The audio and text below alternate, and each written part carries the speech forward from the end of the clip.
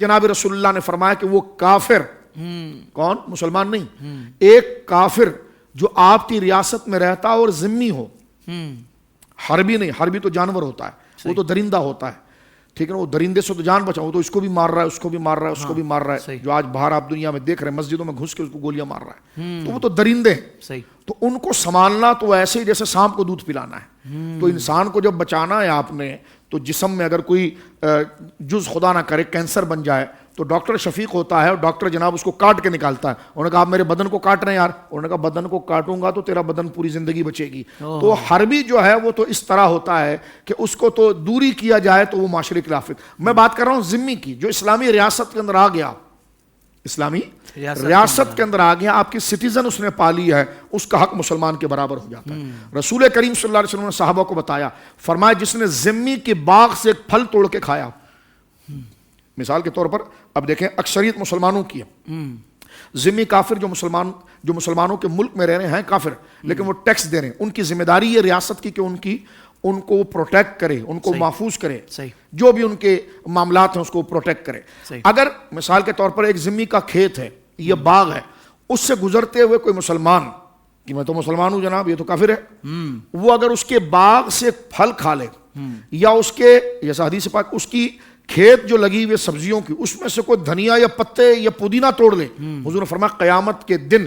اس ذمی کے ساتھ میں کھڑا رہوں گا ایک کٹیرے میں، اور میں اس کلمہ پڑھنے والے سے بدلہ لوں گا کہ تو نے یہ کیا کیوں۔ یہ ہے اکاؤنٹیبلٹی، یہ ہے انصاف جناب رسول مکرم صلی اللہ علیہ وسلم کا۔ یہاں پر یہ بتایا گیا ہے کہ جب حقوق آ گئے نا تو تو اس کے حقوق میں دست درازی کیوں کر رہا ہے جب تیرا حق یہ ہے۔ یہ نہیں کہا گیا کہ وہ کافر ہے تو تم چڑھ جاؤ اس کے اوپر اور اس کی کھیت کو لوٹ لو، یہ سارے کا یہ تو انتہا پسندی ہے۔ نبی پاک صلی اللہ علیہ وسلم تو یہاں تک فرماتے ہیں کہ جب جہاد طے ہو جائے، جنگ کے شعلے گویا کہ اچھل پڑیں اور مکمل ماحول بن جائیں اور مسلمان نکل پڑے جنگ کے لیے، اس وقت حضور احتیاط کرتے ہیں اور فرماتے ہیں سنو عورتوں پہ تلوار نہیں اٹھانا۔ اللہ، یہ کس کو کہا جا رہا ہے؟ جو غلبے میں ہے، یہ نہیں کہ جو کمزور ہیں، جو مکہ فتح مکہ میں ہوا۔ فرمایا بوڑھوں پر نہیں اٹھانا، عورتوں پر تلوار نہ اٹھانا، اور اگر تمہیں لہلاتے ہوئے کھیت نظر آئیں یا باغات نظر آئیں کہ جس کے اوپر پرندے بیٹھتے ہوں گرمیوں کے اندر، اور جس میں مسافر گزرتے ہوئے سایہ لیتے ہوں، فرمایا ان درختوں کو نہ کاٹنا۔ یہ جناب سید ہے، یہ نہیں کہ آپ نے کروز مارا میزائل ایک اور جناب پورا ملک تہس نہس کر دیا اور مٹی کا ڈھیر بنا دیا اور کہا سب سے سیولائز سوسائٹی ہے۔ یہ جھوٹ اور دھوکہ ہے، یہ بنیادی فرق اسلام کی۔ اب یہ الگ بات ہے، دیکھیں اب اگر کوئی دیکھ کر ہنس رہا ہوگا آپ یہ کیا بات کرتے ہیں، یہ تو عنقاء، یہ نظر نہیں آتی چیزیں۔ ہم نے کہا سنیں، میں نظام پر بات کر رہا ہوں، جو اس نظام کو فالو نہیں کرے گا وہ اپنا نقصان کرے گا، وہ اپنا نقصان کرے گا۔ لیکن ہم بات کر رہے ہیں اسلام کے نظام پر۔ آپ جرت کیجئے نا کہ اسلام کی جو تعلیمات ہے اگر کوئی اس کو عمل نہیں کر رہا تو قصور اس کا ہے جو عمل نہیں کر رہا۔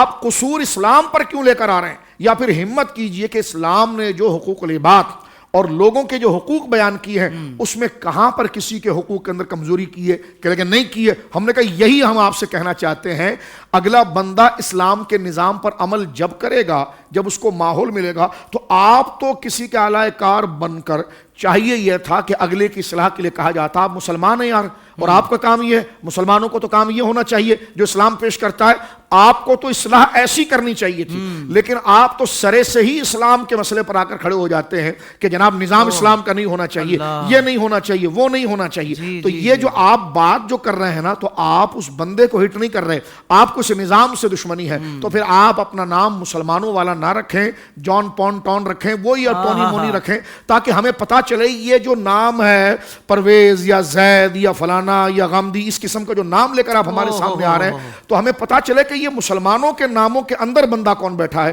اگر آپ کو نظام اسلام پسند نہیں ہے تو پھر اپنا نام ٹومی رکھیے، آپ جان رکھیے، آپ تو پھر آپ کھل کے بات کر لیے۔ لیکن یہ آپ کا دوہرا حملہ جناب جو ہے کہ وہ نام مسلمانوں کا ہے، آپ نے سوشل میڈیا پر پیجز بنائے ہوئے ہیں اور اس میں نام مسلمانوں کا رکھتے ہیں، لیکن آپ کو اس دور میں جو مسلمانوں پر ظلم ہو رہا ہے اس پر آپ کوئی پوسٹ نہیں کرتے، کوئی اس پر پوسٹ نہیں کرتے۔ لیکن اگر کسی نے جہالت میں کلمہ پڑھنے والا شخص نے جہالت میں اگر کوئی کام کر دیا تو کم سے کم 40 دن تک تو آپ اس کا ٹرین چلاتے ہیں کہ جناب یہ ہو گیا، وہ ہو گیا، وہ ہو گیا۔ ادھر فلسطین کے اندر ماؤں بہنوں کو جو مارا گیا ہے، جس طرح سے ان کو بالوں سے پکڑ کر روڈ پر گھسیٹا گیا ہے، اس کو بندہ دیکھ بھی نہیں سکتا ہے, اللہ اکبر, اس پر کوئی نہیں کیا گیا ہے. لیکن نہ جانے اسلام آباد کی سڑک پر آپ کھڑے ہو کر کون سی عورت کا حقوق مانگ رہے ہوتے ہیں. تو یہ تمام چیزیں اسلام کی راہ سے فرق. ہاں اگر خدا نہ کرے میں اسلام کے کسی حق کو ادا نہیں کر رہا تو قصوروار میں ہوں, انڈیویجول, میرا نام لے کر تنقید کی جائے, میرا نام لے کر کہا جائے کہ تم نے اسلام کی بات پر عمل نہیں کیا. لیکن یہ نہیں کہ آپ اسلام کو ڈیگریڈ کرنے کے لیے کہہ دیا جائے وہ 1400 سال پرانی بات تھی, یہ تھی, وہ تھی. تو یہ اسلام کا وہ مبارک نظام ہے جو جناب سید عالم صلی اللہ علیہ وسلم نے ارشاد فرمایا. سوشل میڈیا پر اسلام کی صحیح تعلیمات جاننے کے لیے ابھی حافظ سائر قادری کا نیا YouTube channel Islamic digital studio subscribe کر لیں, اور ہاں نوٹیفیکیشن بیل آئیکن کو بھی پریس کر لیں تاکہ ہماری نئی ویڈیوز آپ تک بر وقت پہنچ سکے.